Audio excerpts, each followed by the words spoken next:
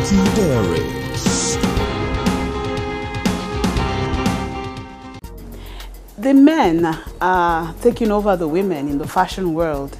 Talk about the Agbada Challenge on Instagram, talk about the different movies that have come out recently, the red carpets, and all the different occasions we've seen men portray their fashion trend.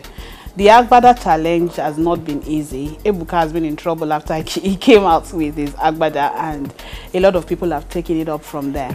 Today we're talking about fashion for men in different areas, and our guest today is a young man that left the banking industry based on some things that happened to him, and he followed his passion, followed his talents, and here he is today. Everybody associates with him because he is a name brand in the fashion industry. He will be telling us more about fashion for men, talking about shirts, agbada, dashiki, and many more. Welcome with me on the program today, Seyi Vodi. Thank you. It's a pleasure having you finally. The pleasure is mine. We've been, looking for how to get Seyi, and we're glad we're in your space today. Thank you for having me. Thank you. Now, before we talk about fashion, let's get to know you, Seyi Vodi. Seyi Adekunle is your real name, that I know. But let's get to know more about you, just a bit. Okay. I think my name, the one my parents gave me, is Seyi Vodi, and at some point in life, you have to change your name to who you want to be. And that's when the name Seyi Vodi came on. But really, let's go back to the storyline. Yes. I was born in Lagos and by a police father. My father was in Nigerian police force, and he was transferred to Maiduguri, and that's where I had my primary, secondary, and university. Okay. And I studied geology in the University of Maiduguri. And after leaving school, like any other young graduate that have studied, let me put it this way, a lucrative course, the least you look at is the oil and gas, and that was my intention, that was my target. Now, and getting to Akwa Ibom State, where I was posted to, and the competition was very strong, and I mean, it was more like man no man, you know what I mean by man no man. So somehow I found myself in a place called Etinan, and I was posted to a school, a secondary school, to teach, and I accepted it as my fate, and I started teaching physics and further mathematics. Really? You're a teacher? Yeah, I was a teacher as a copper. As a copper, of course, yeah. yes. So in the course of my service, I had certain friends, like neighbors, that were into tailoring. Normally I had a lot of time on my hands, and I go to them, see what they do. At that point I didn't know, it didn't make sense to me, tailoring. So one day my friends like, okay, let's go to Aba. Aba is like an hour plus from Etina. And we went there, and on getting there, I saw my eyes was open to so many things that young people were doing. You can see sheer hard work, how people were raw talents converted into things that could turn to money. And that's how I found that the 3,600 that was paid to me as a stipend, as a core member, that intention was to use to buy clothes for myself, yes, to upgrade my wardrobe as a then. But I had a change of mind on the spot that no, I would rather use this to make stuff for people to buy. So as God will have it, I made a few stuff, and I went back to my place of primary assignment, and a few coppers bought from me, and that's how 3,600 became 5,000, became 10,000, and this way. So you were able to design the styles? Yeah, the styles for them right there on the spot, and okay, probably just had one or two things on the shirt. It was boxers, shorts, and shirts. Okay, and that I you got were a into couple them. for that amount of money that I took there, and the rest is history, like they say. Okay, so after your youth service, you moved on a bit, did that with your friends, making the boxes and shirts for them. So what happened with the bank? You tried to get an interview? This is it. The bank thing is more like, when I was making the shirt as a corp member, it was more like I wanted money to type my CV, to buy my soap. to get basic things while still waiting for white collar job. So now I'm getting to Abuja in one of my trips via a night bus, because I use night buses, and because it was faster then, because in the night you finish buying in Aba during the day, at night you get the bus, and in the morning you're in Abuja. So like 2 days, you don't want to waste the day coming to Abuja. And you know, I saw a lot of opportunity. Banks were springing up. That was the days of Standard Trust Bank, Diamond Bank. That was in 2001.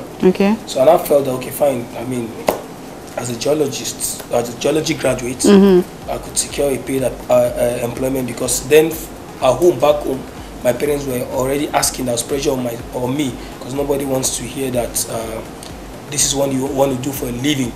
You know, imagine coming up from the level of a graduate as we were then, down to a tailor. Yes. So, in the course of writing tests, I wrote several tests, and the one that really broke my heart was the Standard Trust Bank. Would rather not call their names. Yes, okay. One of the banks. I mean, yes. Of course, they will even comment. Well, okay. So, people know about that. Okay. Yeah. So now Standard Trust Bank, and I failed. Take time. But like they say, failure itself is not the end. True. So in that failure, I discovered myself. In that failure, I found out I had something in my mind that was much more bigger than working in a bank that I didn't know, that I took for granted. Just like so many people have things in their hands today that they take for granted. They don't know that it's much more bigger than that thing they're actually aspiring for. Exactly. Probably that thing they're aspiring for is not meant for them. And banking, from what we can see today, was not really meant for me. Yes. So I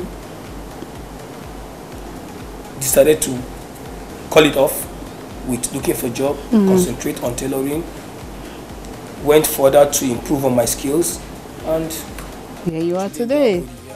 Interesting. How did you arrive at the name, if I may ask? Because it's so different from, you know, some brands that we know. Like I don't know. I just like to say the truth, and the Vodi name, it's a Fulani word. Okay. But actually, the name that was the name of my friend. Someone were very close. I was very close to them in the University of Maiduguri.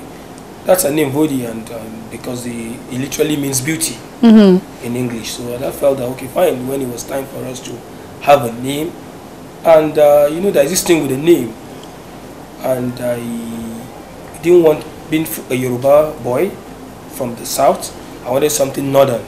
So the name just clicked, and that's how you arrived at Vodi. That's how we arrived at Vodi. During the advent of General Olusegun Obasanjo's administration, when he came back in 1999 as a civilian president, then there was this clampdown on importation of foreign goods.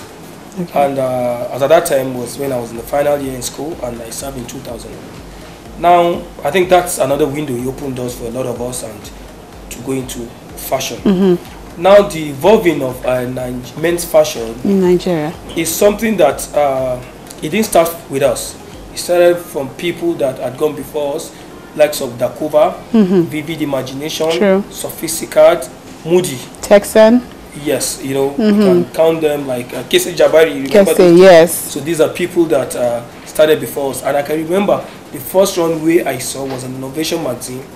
That was my first encounter with Dakova. And somehow, before I met him, I picked him as my model, as my role model in fashion. So now, having said that, and now the role we played was very simple. Now, especially for Vodi, I think you can say that we're one of the pioneers in revolutionizing Agbada. You know, Agbada used to be basic. True. Used to be basic, and young people don't really like to wear Agbada.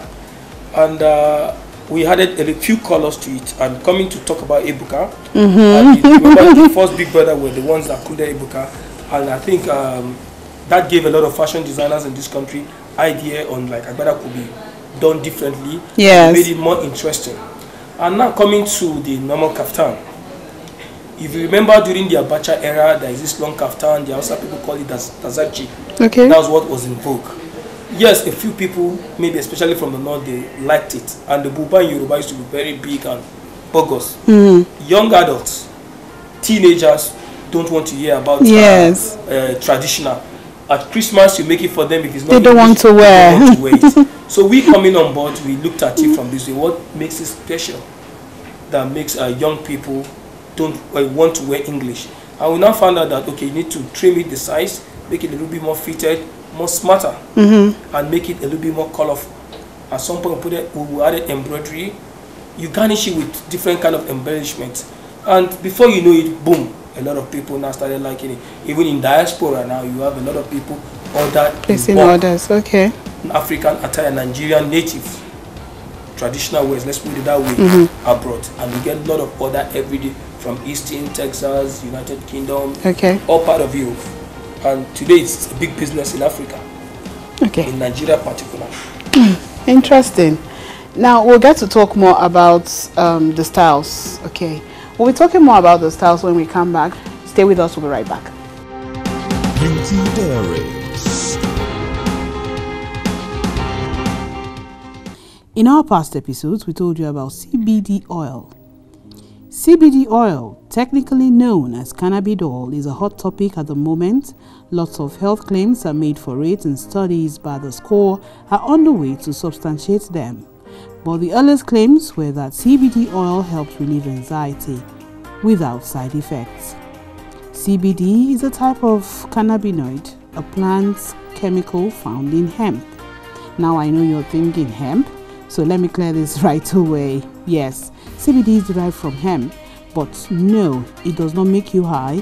It's true that hemp is a cousin of marijuana, and marijuana contains THC, which is psychoactive, but hemp is the poor cousin. It has nearly zero THC. That's why its main purpose or prior use was to make rope. Interesting. CBD was first identified and extracted in 1940. It wasn't until decades later. However, researchers discovered the body's endocannabinoid system, a series of signaling receptors that help regulate mood, immune system responses, with that very important in inflammatory cascade, sleep, pain, and more. CBD and other cannabinoids interact with EC's receptors, influencing messages sent to the nervous system, organs, and cells. A lot to learn from CBD oil. Next week, we'll be telling you how CBD works. Now, you want to know more about CBD? Follow me online and we will talk more. You can send your mails to beautydiarieswithnamore@gmail.com and follow us on our social media platforms. We'll be willing to educate you more. But this is our health segment, and that's how we run it off. Thank you. Beauty Diaries. You're welcome back from the break. Now, Vodi, let's talk about styles. Men's fashion. We have shirts, we have trousers, we have jeans, not just Agbada or the natives. Let's talk about, the different styles for men. Different styles for men. Like basically, men have fewer styles than the female. Yes. Yes, and for the men, especially in this part of the world, apart from internationally, okay, you have lots of variety. But when it comes down to Nigeria, and you relate it to what the designers in Nigeria produce, apart from the regular kaftan that you see day to day, that the man wears, you have the tunic. The tunic, you can do it with a different color of pants, or you can do it with the jeans.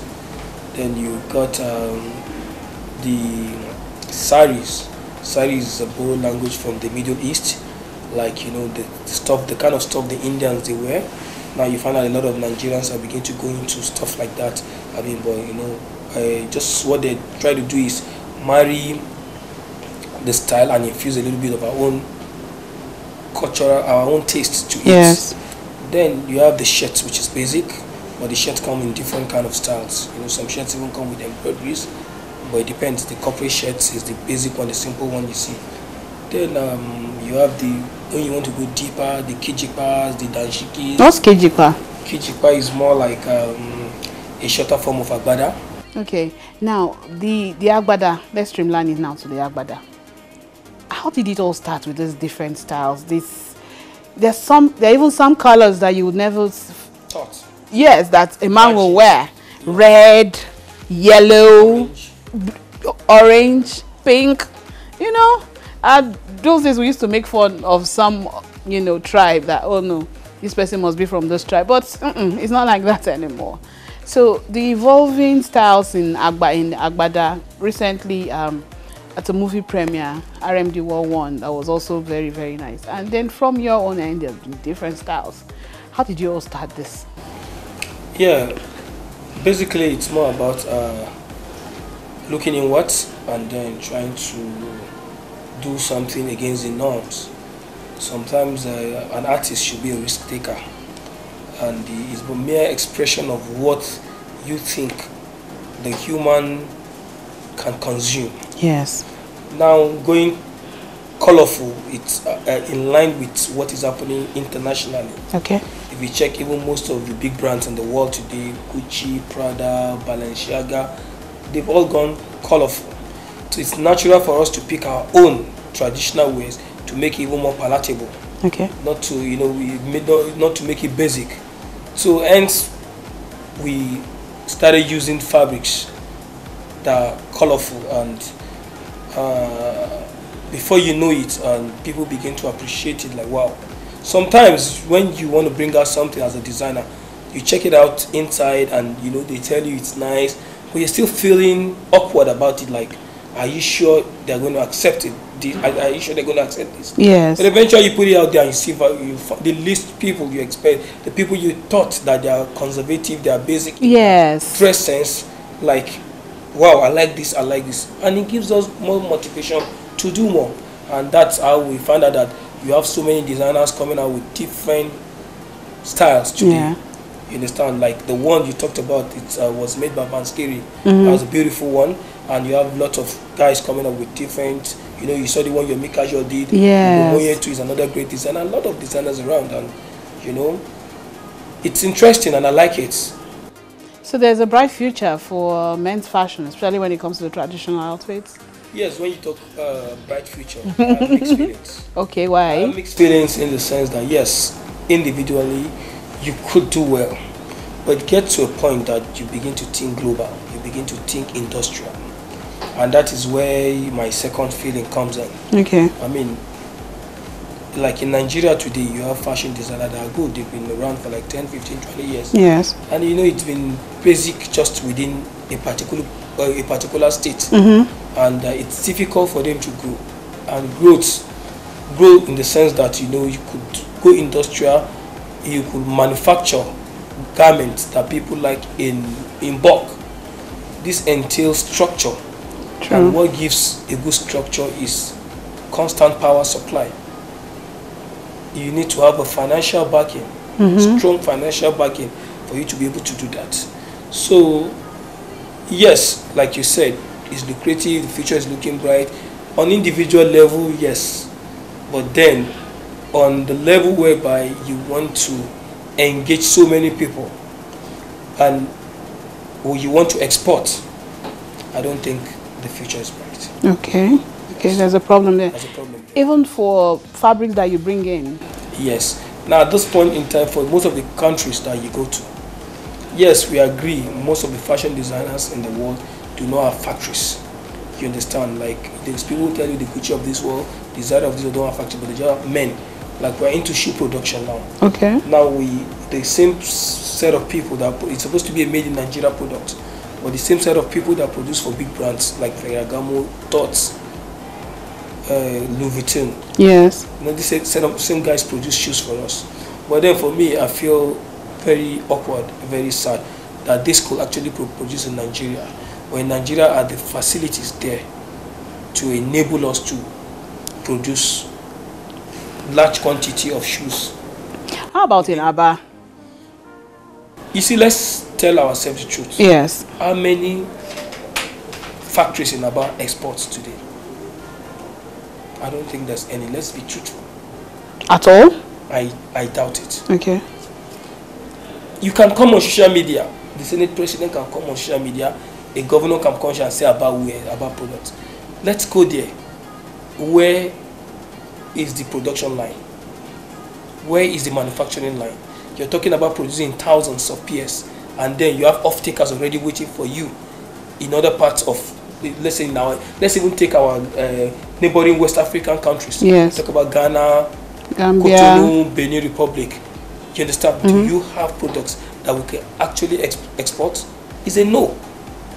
We just pay lip service to it, and we come out and we overhype it. The government really needs to go into such areas because they've shown desire. There is desire from Aba and Onitsha and other parts, but the government needs to go in, get these people pumping money, put structures on ground. Structures. It's not about producing for one person and the person come on TV and say this is about a few pairs and you think that's it. Bring the manufacturer, bring him out, let's see. Interesting. So the truth is that the government of Nigeria, the government of the day, and even the past governments, not only this government, the government have not really paid close attention to the fashion industry. Fashion industry has not in any way been supported Okay. in the way they should. I understand that. Okay, now let's go further and talk about fashion for women. Some women are also wearing agbada now, Yes. Bling Shiki and some others. Do you do women fashion? Do you, as Vodi, produce agbada for women, for instance, if I were to order for? Yes, we do. Okay. It's just that our production line 80% is men, but then we still have this 20% of our production is for women. So we do all sort of attires for women, especially the agbadas. We do it a lot. Okay. Now, for a young man watching the show and probably has a talent or some passion for the kind of work you're doing, what would you tell this person? Okay, focus on this. How would you inspire the young man? Like I've said in so many forums, Yes. talent alone is not enough. Okay. Yes, passion, great. You need a lot of commitment, a lot of hard work, and you should believe in yourself, and you should be resilient enough. And this resilience has to come from the fact that when you get to a particular point in the course of this business, you will not begin to rely on sources from without. Okay. You have to rely on your innate ability to persevere, to move on. Because why? Because for a young person looking up to people like us, all they see is the finished products. Exactly. They see the body that is being celebrated on the grounds. They see the body that is probably driving a tush car. They see the body that dresses well. You need to watch shoes and all the work. That's the body you see. But you know, one of the things that Vodi did not get to this level just off like that. It started from that point which they are, probably even at more disadvantage. Now I told you from beginning that the whole Vodi business started with 3,600. So many young people today, 3,600. Yeah, they will say 3,600 of today is not the 3,600 of 17 years ago. I agree. But if you have to put it, 3,600 of 17 years ago probably is equivalent to about 50,000 naira of today. True. Now, a lot of young people have 50,000 naira or 100,000 naira of today. They still feel that, what is it? They rather use it in getting vanities. Probably someone may want to use it in getting the phone or buy what you know will not help you. So you cannot, you can't have money.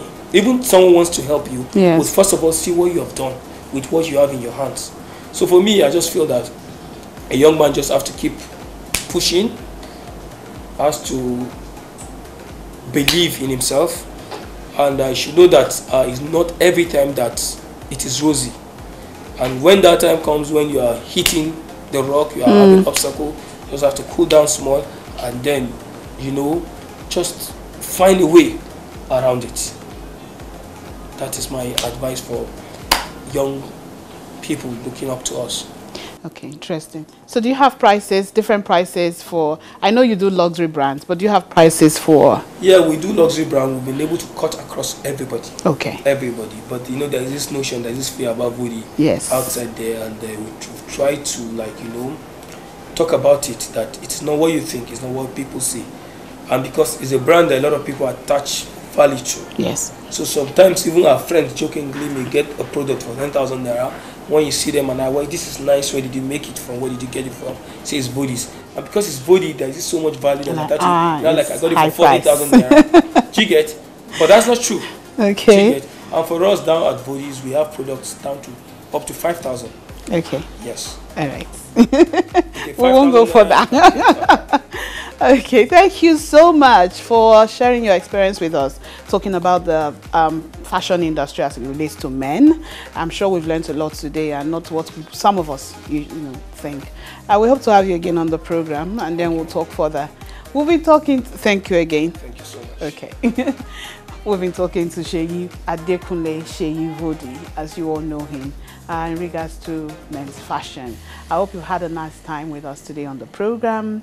Till I come your way, same time next week. My name is Namure Etoemioya. Bye-bye.